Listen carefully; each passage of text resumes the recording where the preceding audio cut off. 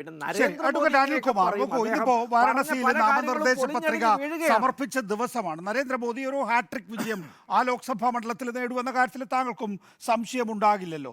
6,74,664 എന്നുള്ളത് 8 ലക്ഷമാക്കി ഉയർത്തുക എന്നുള്ള ഒരു കാലഘട്ടത്തിൽ CPM പ്രതിനിധീകരിച്ച മണ്ഡലമാണ് ഉത്തർപ്രദേശിലെ വാരണസി എന്ന് പറയുന്നത്.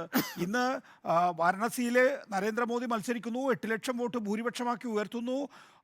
ഉത്തർപ്രദേശിൽ 80 സീറ്റുകളിൽ 80 സീറ്റുകളും നേടാൻ വേണ്ടി അതൊരു കാരണമാകുന്നു.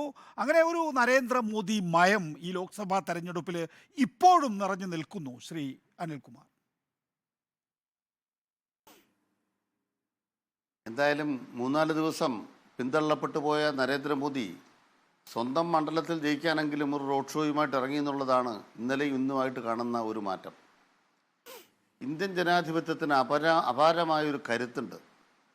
അത് നമ്മുടെ നാട്ടിലെ നിരക്ഷരെന്നൊക്കെ പറയുന്ന ജനങ്ങൾ അവസരത്തിനൊത്ത് അവരുടെ രാഷ്ട്രീയ ബോധം ഉയർത്തിപ്പിടിക്കുന്ന ചരിത്രാനുഭവത്തിൽ നിന്നാണ് നമുക്കത് പറയാനാവുക. ഈ തെരഞ്ഞെടുപ്പിൽ ബി ജെ പി സർക്കാർ വീഴും എന്ന ആത്മവിശ്വാസം ഉണ്ടാക്കാനിടയാക്കിയത് ഒന്ന്, ഇന്ത്യ സഖ്യമെന്ന പേരിൽ നമ്മുടെ രാജ്യത്തെ പ്രതിപക്ഷ പാർട്ടികൾ യോജിക്കാവുന്നിടത്തോളം യോജിച്ചു. ആ പ്രതിപക്ഷ പാർട്ടികളെക്കാളും ഒരു മുഴം മുമ്പേ ഇന്ത്യ രാജ്യത്തെ ജനങ്ങൾ സഞ്ചരിച്ചു. അവരെ ഈ നാട്ടിലെ മനുഷ്യരുടെ ജീവിത പ്രശ്നങ്ങൾ യഥാർത്ഥ വിഷയമാക്കി മാറ്റി. അതുകൊണ്ട് തന്നെ കർഷകന്റെ പോരാട്ടം ഈ തെരഞ്ഞെടുപ്പിലെ ഒരു വിഷയമാണ്. ഞാൻ പറയാം, കർഷകന്റെ പോരാട്ടം ഈ തെരഞ്ഞെടുപ്പിലെ ഒരു പ്രധാനപ്പെട്ട വിഷയമാണ് എന്ന് എല്ലാവരും സമ്മതിക്കുന്നുണ്ട്.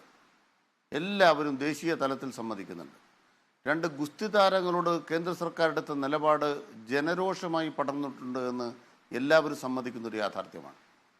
മൂന്നാമത്തെ പ്രധാനപ്പെട്ട കാര്യം, അഗ്നിവീർ പദ്ധതി ഈ തെരഞ്ഞെടുപ്പിൽ നരേന്ദ്രമോദിക്ക് സഹായകരമാണോ എതിരാണോ എന്നുള്ള പ്രധാനപ്പെട്ട ചോദ്യം നിലനിൽക്കുകയാണ്.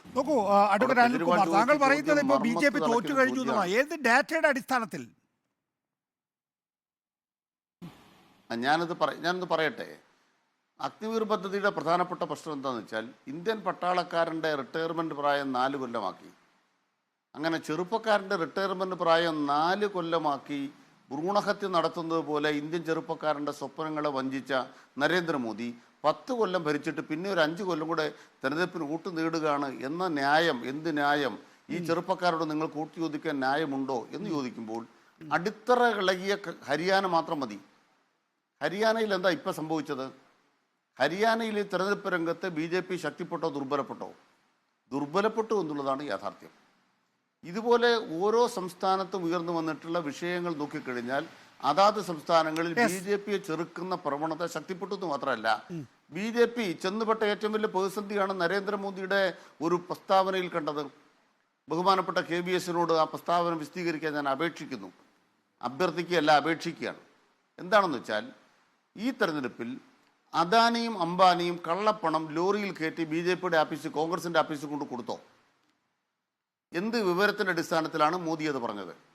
നമുക്ക് നരേന്ദ്രമോദിയുടെ വർഗീയ പ്രസ്താവനകളെ മാറ്റിക്കിടത്താം. അത് ഞങ്ങളുടെ പതിവാണ്, ഞങ്ങൾ എല്ലാ തെരഞ്ഞെടുപ്പിലും ചെയ്യുന്നതാണ്, വർഗീയ ധ്രുവീകരണം ചെയ്യുന്നതാണ്. അതെല്ലാം അവിടെ നിൽക്കട്ടെ.